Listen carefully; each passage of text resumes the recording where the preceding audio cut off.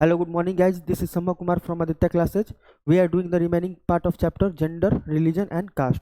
ठीक है, पूरा का पूरा जो हमारा सीरीज चलता है पॉलिटिक्स में, जो भी सिविक्स वाला पार्ट था, पॉलिटी वाला पार्ट था, हम लोग स्टार्टिंग से करते हैं। ठीक है, तो 10th क्लास के सिलेबस में एक मतलब बहुत अजीब सा चीज़ है। इसमें कंसेप्चुअल क्लैरिटी बहुत ज़्यादा ज़रूरी है। आपको फैक्चुअल डाटा बहुत कम दिया गया है, लेकिन कंसेप्चुअल क्लैरिटी बहुत ज़्यादा दिया गया है। जैसे आप स्टार्टिंग से देखें कि डाइवर्सिटी का डेमोक्रेसी पे क्या प्रभाव पड़ता है, पावर शेयरिंग किस बेसिस पे किया जाए, फेडरलिज्म क्या होता है एग्जैक्टली में। अब ये नहीं पूछ रहा है कि फेडरल नेचर किस किस कंट्री का है आपका, ठीक है, ये पूछ रहा है कि क्या है क्या नहीं है। आपका थ्योरेटिकल पार्ट इस मतलब आपका पूरा पोर्शन में बहुत ज़्यादा पूछा गया है। सिमिलरली आप आईसीएसई वगैरह बोर्ड में देखिएगा तो उसमें आपका फैक्चुअल पोर्शन बहुत ज़्यादा है। जैसे आप 10th क्लास का आईसीएसई वगैरह देखिएगा, उसमें जुडिशरी, लेजिस्लेशन और एग्जीक्यूटिव वाला पार्ट है। ठीक है, तो आप में उस फैक्चुअल वाला पार्ट नहीं है, कंसेप्चुअल वाला पार्ट है। तो हम लोग कोशिश करेंगे कि कंसेप्चुअल क्लैरिटी के साथ चले, और पूरा का पूरा इसमें क्या करना होगा कि सब सारा का सारा चैप्टर एक दूसरे से लिंक है। आप पहले चीज़ में देखें, पहला चैप्टर में देखें कि पावर शेयरिंग हो रहा था। भाई सिंपल सी बात है, पावर शेयरिंग हुआ तो दो केस देखे थे हम लोगों ने, एक बेल्जियम का, एक श्रीलंका का। वहाँ पे भी डाइवर्सिटी था, यहाँ पे भी डाइवर्सिटी है, वहाँ पे भी सम सॉर्ट ऑफ डाइवर्सिटी था, वहाँ पे भी सम सॉर्ट ऑफ डाइवर्सिटी है। ठीक है, तो दोनों डाइवर्सिटी को वहाँ के गवर्नमेंट ने कैसे मैनेज किया, तो इक्वल रिप्रेजेंटेशन देके। अगर इक्वल रिप्रेजेंटेशन समझ में नहीं आ रहा है तो आप पहले का वीडियो जाकर देख सकते हैं। एक ही चीज़ को बार बार बताएंगे तो हम अपना सीरीज खत्म नहीं कर पाएंगे। तो पहले के वीडियो में, मेरे पहले के वीडियो में वो चीज़ अपलोडेड है ऑलरेडी, आप वहाँ से जाके उस चीज़ को देख सकते हैं। ठीक है, तो पावर शेयरिंग में हम लोगों ने देखा कि जब डाइवर्सिटी बहुत ज़्यादा होता है तो तब क्या होता है, पावर का डिवीजन होता है। ठीक, फिर हम लोगों ने देखा फेडरलिज्म चैप्टर। फेडरलिज्म में हम लोगों ने समझा किस लेवल पे, जो vertical level of power division होता है, स्टेट लेवल पे, सेंटर लेवल पे अलग अलग लिस्ट दे दिया गया, क्योंकि हमारा जो फेडरल नेचर है वो होल्डिंग टुगेदर फेडरेशन है। जैसे आप फर्स्ट आर्टिकल देखिएगा तो उसमें लिखा गया India is A union of state, India is not a federation of state. मतलब इंडिया को अगर हम लोग सिंगुलर इंडिया को देखते हैं, इंडिया कभी डिवाइडेड नहीं था। हम लोग इंडिया को मतलब 28 स्टेट एंड 7 यूनियन टेरिटरी में डिवाइड किए हुए हैं अपने कन्वीनियंस के लिए, अपने किसके लिए, अपने एडमिनिस्ट्रेटिव कन्वीनियंस के लिए। ठीक है, तो वो वाला पार्ट था। फिर फेडरलिज्म देख लिया। फिर फेडरलिज्म एक मतलब फेडरलिज्म का की एलिमेंट हम लोगों ने देखा हुआ था बहुत अच्छे तरीके से। फेडरलिज्म का की एलिमेंट क्या क्या हो सकता है भाई, ड्यूअल सिटीजनशिप हो सकता है, कॉन्स्टिट्यूशन रहना चाहिए, पावर डिवीजन होना चाहिए। तो मल्टीपल फेडरलिज्म का की एलिमेंट देखा था। तो भाई डेमोक्रेसी होना चाहिए, तो मतलब ये, हालांकि ये जनरली डेमोक्रेसी होना चाहिए, कोई ज़रूरी नहीं है। और डिफरेंट डिफरेंट, चाइना का केस है, आप 9th क्लास में पढ़ के आए होंगे। तो चाइना अपने आप को बोलता है कि हम कम्युनिस्ट, मतलब वो बताया कि हम डेमोक्रेटिक कंट्री, हमारे यहाँ डेमोक्रेसी है। लेकिन आप देखे होंगे कि वहाँ पे डेमोक्रेसी एज सच है नहीं, क्योंकि वहाँ पे फेवरेटिज्म का कंसेप्ट चलता है। मतलब जिस जिस कैंडिडेट को कम्युनिस्ट पार्टी टिकट देगी वहीं क्या करेगा, इलेक्शन लड़ सकता है। भाई ये तो अनफेयर हो गया। और मान लीजिए कोई यहाँ पे कोई भी पार्टी है जो कैंडिडेट को टिकट देती है, अगर मान लीजिए वो मतलब लड़ ही नहीं पाएगा इलेक्शन, तो क्या फायदा। सिर्फ और सिर्फ भाई भाजपा को जितवा दो, सिर्फ और सिर्फ कांग्रेस को जितवा दो, आरजेडी को जितवा दो, डीएमके को जितवा दो, सीपीआई को जितवा दो।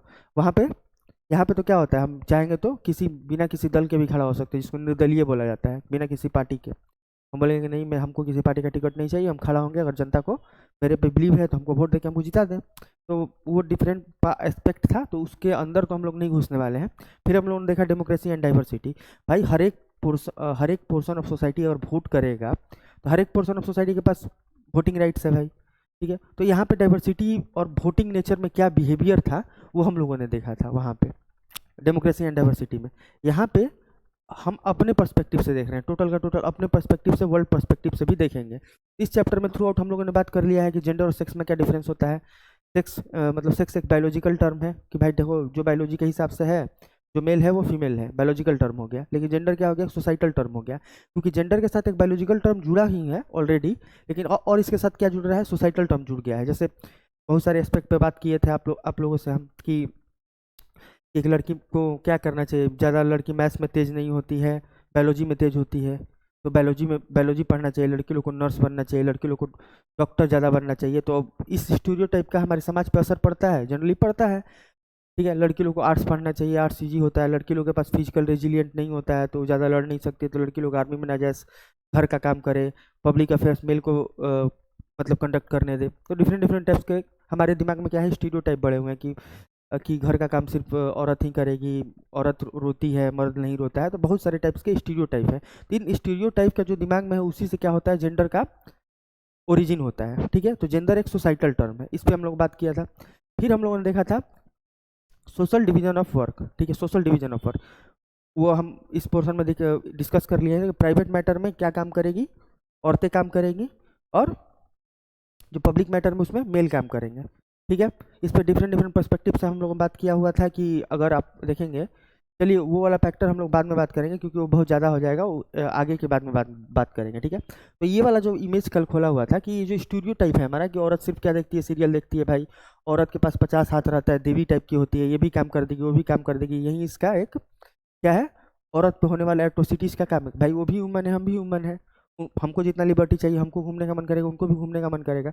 यही जनरल परसेप्शन से एक सर्वे कंडक्ट किया गया जिसमें बताया गया कि एन एवरेज वर्किंग मैन जो होता है उससे 1 घंटा ज़्यादा ही काम औरत करती है, वो भी क्या है, अनपेड वर्क है। क्या है, अनपेड वर्क। और क्या क्या इशू क्रिएट हुए सामने सामने, और इशू एक क्रिएट हुआ कि भाई इक्वल वेज नहीं मिलता है सिमिलर वर्क के लिए, सिमिलर नेचर ऑफ वर्क के लिए। क्या होता है, उन लोगों को इक्वल पे नहीं मिलता है। जैसे अभी 2021 और 2022 से पहले जब इंडियन मेल क्रिकेट और इंडियन वुमेन क्रिकेट, ठीक है, इंडियन मेल क्रिकेट, अभी आपसे बोला जाए कि इंडियन मेन क्रिकेट का नाम बताइए तो आप 50 लोगों का नाम गिना दीजिएगा, लेकिन इंडियन अगर फीमेल क्रिकेट का नाम पूछा जाए आपसे तो आपको एक दो क्या याद होगा, हरमनप्रीत कौर जो कैप्टन है हमारी, मिथाली राज हो गया, स्मृति महानंदा हो गया, ठीक है, हरलीन कौर हो गया, तो इस सब टाइप से करके आपका झूलन गोस्वामी हो गया। तो मतलब थोड़ा बहुत नाम याद होगा, लेकिन आप भी खुद अच्छे तरीके से जानते हैं कि आप भी वुमेन क्रिकेट को एंजॉय नहीं करते हैं। तो भाई वहाँ पे क्या है, वहाँ पे जनता कम है, रेवेन्यू कम कलेक्शन होता है, लेकिन वायलेशन तो हो रहा है ना भाई। अगर तुमको मेन को देना है, जितना वेज दे रहे हो एक मैच खेलने का, जितना पैसा दे रहे हो उतना फीमेल को भी दो, ऑब्वियस सी बात है, ठीक। तो ये वाला मतलब सिमिलर नेचर ऑफ वर्क के लिए उन लोगों को अलग पे किया जाता था, ये सब इशू था। यही सब इशू को क्या करना है, हम लोग को सॉल्व करना है, क्योंकि हमको पता है कि अगर जेंडर बेसिस पे यहाँ पे डाइवर्सिटी है, ऑब्वियस सी बात है, हर एक देश में जेंडर बेसिस पे डाइवर्सिटी होता है। किसी एक जेंडर को सुपीरियर तो हम नहीं दिखा सकते ना कि इसको पूरा छूट मिलेगा तुमको नहीं मिलेगा, ये तो नहीं हो सकता। यहाँ पे कॉन्फ्लिक्ट पैदा हो सकता है। तो इसी कॉन्फ्लिक्ट को खत्म करने के लिए आपको अपना प्रूडेंशियल रीजनिंग के साथ तो करना पड़ेगा ना जो कुछ करना है। उसी चीज़ के लिए यहाँ पे क्या लाया गया, इक्वल वेज एक्ट, ठीक है। क्या लाया गया, equal wage act. Equal wage act देखेंगे हम लोग। इक्वल वेज एक्ट क्या है भाई, देखिए इसको आपको ज़्यादा एक्सप्लेन करने का जरूरत नहीं है, इतना डीप पूछेगा नहीं, लेकिन एक कंसेप्चुअल क्लियरिटी होना चाहिए कि हम लोग क्यों कर रहे हैं ये सब चीज़। तो पहले चैप्टर से उसको लिंक करना बहुत ज़्यादा जरूरी था, ठीक है। तो act provides for payment for equal wages for work of same and similar nature to male and female. याद रखना है, work of same and similar nature क्या होना चाहिए, सेम एंड सिमिलर नेचर होना चाहिए, ठीक। अब कोई फीमेल है, अब वो टीचर है, अब कोई एक IAS ऑफिसर है, वो बोलेगी कि हम फीमेल है, हमको कम पैसा मिल रहा है, उसको अपना वेज किससे कैलकुलेट करके देखना है, उसको अपना वेज किससे कंपेयर करके देखना है। उसी के पोस्ट पर कोई मेल टीचर है और दोनों को मतलब अलग वेज मिल रहा है, तब दिक्कत का बात है। अब ये नहीं कि हम मुकेश अंबानी कितना क्यों नहीं कमाते हैं, तो ये नहीं करना है, मतलब इरेशनल बातें नहीं करनी है, रेशनल बातें करनी है। Note making discrimination against female employee in the matters of transfer, training and promotion, ठीक है। हम क्या क्या करना है, डिस्क्रिमिनेशन नहीं करना है ट्रांसफर और प्रमोशन और में, मतलब ऐसा नहीं है कि अगर मतलब ट्रांसफ़र का बात कर रहे हैं हम तो उसको मेल को कुछ ऊंचा पोस्ट दे देंगे, फीमेल को अलग जगह भेज देंगे, फीमेल को उस इक्वल अपॉर्चुनिटी का मौका नहीं मिले, ठीक है। मान लीजिए कोई एक सिमिलर टीचर है, दो टाइप का टीचर है, एक मेल है और एक फीमेल है, दोनों का ट्रांसफ़र का वक्त आ गया है, ठीक है। इसको ट्रांसफ़र मिल गया कहीं टाउन में, इसको ट्रांसफ़र मिल गया कहीं विलेज में, ऑब्वियस सी बात है, कोई भी विलेज में जाना नहीं चाहेगा, वहाँ पे मतलब बहुत सारा दिक्कत होता है, ये मतलब क्वालिटी ऑफ लाइफ उतना अच्छा नहीं होता है। तो मतलब इस टाइप से आप समझ सकते हैं टोटल का टोटल सिनेरियो को कि आप ऐसा टाइप का डिस्क्रिमिनेशन नहीं कर सकते हैं, ठीक है। तो यही वाला है। अब आगे देखते हैं हम लोग इसमें। मैंने आपको कल ही डिस्कस किया हुआ था इस पर, कल मैंने 24% बताया हुआ था, वो रिसेंट डाटा है, मैं रिसेंट डेटा के अकॉर्डिंग बताया हुआ था, लेकिन वर्ल्ड एवरेज कितना है 16.8 है। मतलब उसमें क्या था, देखिए अगर हमको पता है कि जेंडर बेसिस पे डिस्क्रिमिनेशन होता है तो क्या करना पड़ेगा, लेजिस्लेशन में किसको लेके आना पड़ेगा, लेजिस्लेशन में वुमेन को लेके आना पड़ेगा कि भाई लेजिस्लेशन में लेके आओ उसको, तभी तो लॉ बनेगी। हम स्टार्टिंग से आपको डिस्कस कर चुके हैं बहुत अच्छे तरीके से कि मान लीजिए कि इंडिया है,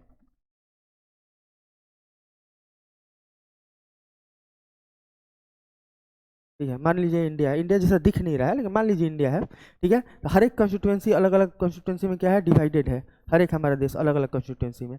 इसी कॉन्स्टिट्यूएंसी से 543 कॉन्स्टिट्यूएंसी में टोटल डिवाइडेड है। तो 543 लोग कहाँ जाते हैं, चुन के पार्लियामेंट में जाते हैं, ठीक है, पार्लियामेंट में जाते हैं। पार्लियामेंट में क्या होता है, डिबेट, डिस्कशन, डेलिब्रेट, प्रोटेस्ट जो भी करना है, तो कोई भी बिल पास होगा तो अगर फीमेल वहाँ पे इक्वल फीमेल रहेगी और फीमेल के खिलाफ कोई लॉ आ गया, अगर फीमेल ही नहीं रहेगी तो कौन देखेगा, ऑब्वियस सी बात है।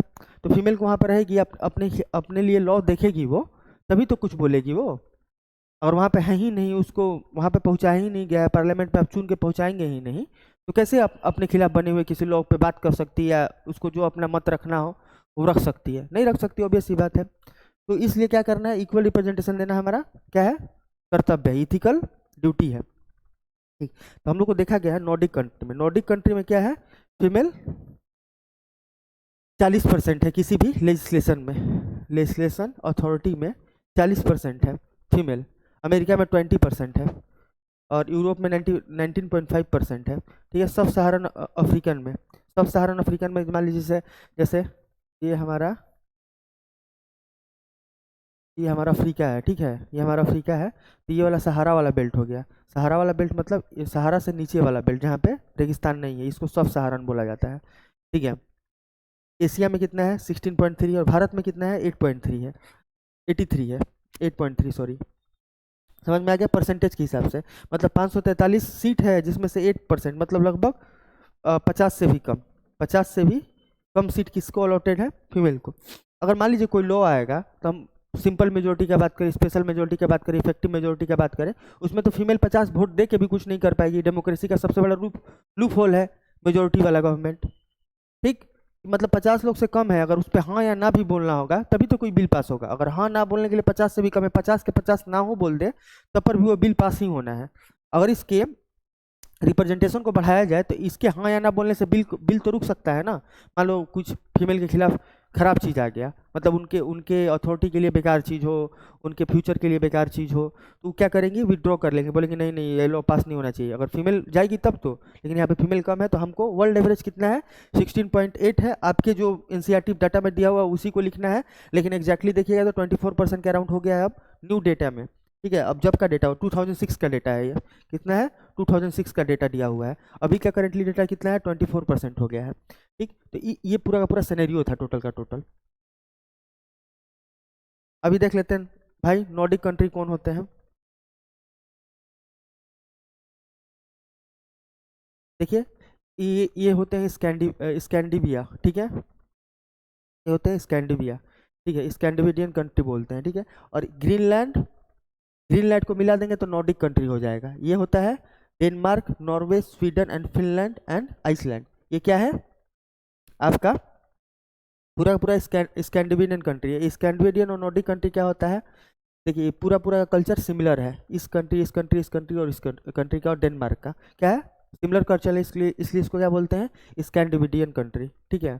और इसको मिला देंगे ग्रीनलैंड, जिसको ग्रीनलैंड भी बोला जाता है, ठीक। ये भी डेनमार्क का क्या है, एक टाइप का पार्ट ही है। इनको सबको मिला देंगे तो क्या हो जाएगा, वो नॉर्डिक कंट्री हो जाएगा, ठीक है। तो इन लोगों में अगर देखिएगा कि यहाँ पे फीमेल का अच्छा हालत है और जगह से, ठीक है, इस हिसाब से आप लोग देख सकते हैं। अब देखते हैं फीमेल के लिए भाई क्या क्या किया गया है। फीमेल के लिए भाई फैमिली लॉ लेके आना पड़ेगा भाई फीमेल के लिए, कि भाई अभी देखिएगा आप, जैसे इस्लामिक पर्सपेक्टिव से देखिएगा, फीमेल है, मेल आया 3 बार तलाक तलाक तलाक तलाक बोल दिया, तो उसका तलाक हो गया, उसके बाद उसका क्या होगा, उसके बाद ना घर जा सकती है क्योंकि सोसाइटी उसको एक्सेप्ट नहीं करेगा, ना घर जा सकती है। खाएगी कैसे, एक शाहबानो केस भी था इससे रिलेटेड, तो उसमें नहीं जाना है हम लोग को। तो इस तरीके से डाइवोर्स वाला हो गया। तो फैमिली लॉ में क्या दिया जाएगा, थोड़ा सा प्रिविलेज दिया जाएगा औरतों को, क्योंकि औरतों के खिलाफ बहुत सारा एट्रोसिटीज होता है, डोमेस्टिक वायलेंस, मारपीट औरतों के खिलाफ। पहले तो एक बार तुम को नौकरी करने नहीं दे रहे हो, सेल्फ डिपेंडेंस है नहीं, तुमसे पैसा मांगेंगे, तुम उसको मार भी दोगे तो कुछ नहीं बोलेगी वो, क्यों, क्योंकि उसको पता है कि तुम पे डिपेंडेंट है। तो आप पहले अपने आप पे डिपेंड बनाते हो, फिर मारपीट करते हो, अपने मन से जो करना है वो करते हो तुम, ठीक है। तो इसको एड्रेस किसने किया गया, फैमिली लॉ के, फैमिली लॉ से। तो फैमिली लॉ कौन लाएगा भाई, लॉ कौन लाता है, लेजिस्लेशन लाता है, बिल पहले इंट्रोड्यूस किया जाता है, उसके बाद पूरा का पूरा क्या होता है, एक्ट बनता है, वो प्रेसिडेंट के साइन के बाद तब क्या होता है, इंप्लीमेंट होता है, एग्जीक्यूट करने के लिए आता है। तो उसी चीज़ को देखना है हमें। Family law deals with the marriage, divorce and adoption. हम किसी बच्चे को अडॉप्ट कर रहे हैं तो भी फैमिली लॉ के दायरे में ही आएगा, ठीक है। Marriage, divorce, adoption, inheritance, inheritance मतलब बदलाव, समझ में आ गया कि हम किसके मतलब किसके बेटे हैं हम, और क्या हो रहे हैं, मतलब उसमें कुछ धर्म और चेंज कर रहे हैं, या किस दूसरे धर्म में जा रहे हैं, अपने धर्म में ही रह रहे हैं, तो इसको इनहेरिटेंस बोला जाता है। And other family related issue are address by family laws. Different families rules apply to followers of various religious religion in India. ठीक है, रिलीजियस पर्सपेक्टिव से इसको क्या करना है हम लोग को देखना है। ठीक, जैसे हिंदू के लिए फैमिली लॉ अलग है, और मुस्लिम के लिए जो फैमिली लॉ है वो अलग है। ये क्या करता है, रिलीजियस पर्सपेक्टिव से चलता है। रिलीजियस पर्सपेक्टिव से ये भी क्या करता है, रिलीजियस पर्सपेक्टिव से चलते रहता है कि हिंदू धर्म में कुछ और है, मुस्लिम धर्म में कुछ और है। ठीक है, तो ये फैमिली लॉ हो गया और जेंडर स्पेसिफिक हो गया। अभी हम लोग देखेंगे कास्ट और रिलीजन। ठीक है, कास्ट और रिलीजन बहुत क्या है, सेंसिटिव इशू हो जाता है एक तरीके से। तो हम लोग स्टार्टिंग में पहले कल देखेंगे कि कास्ट का जेनेसिस कैसे हुआ, स्टार्टिंग में भी बता चुके हैं विष्णु पुराण से लेकर। रिलीजन का क्या होता है इसमें, तो कम्युनलिज्म क्या कहलाता है कि एक मतलब देखिए सिंपल सी बात है कि हम बोलेंगे हम हिंदू है, कोई कोई बोलेंगे तुम मुस्लिम हो, सिख हो, ईसाई हो, कोई भी हो, लेकिन हमारा धर्म तुम्हारे धर्म से ऊपर है। ठीक, हमारा धर्म अगर तुम्हारे धर्म से ऊपर है, इस टाइप का फीलिंग होता है, तो हम क्या है, टाइप के कम्युनल कम्युनल है। तो अगर ऐसा हम दिखाएंगे तो डिफरेंट डिफरेंट अगर रिलीजन है, डाइवर्सिटी है, तो वहाँ पे कन्फ्लिक्ट होने का चांस ज़्यादा बढ़ सकता है, सिविल वार का चांस ज़्यादा बढ़ सकता है। ये पर्सपेक्टिव देखेंगे, इसमें पॉलिटिक्स में क्या यूज किया जाता है इसको, और इसको सॉल्व करने के लिए क्या इनोवेशन किया गया है हमारे संविधान में। तो ठीक है, कल मिलते हैं नेक्स्ट क्लास में।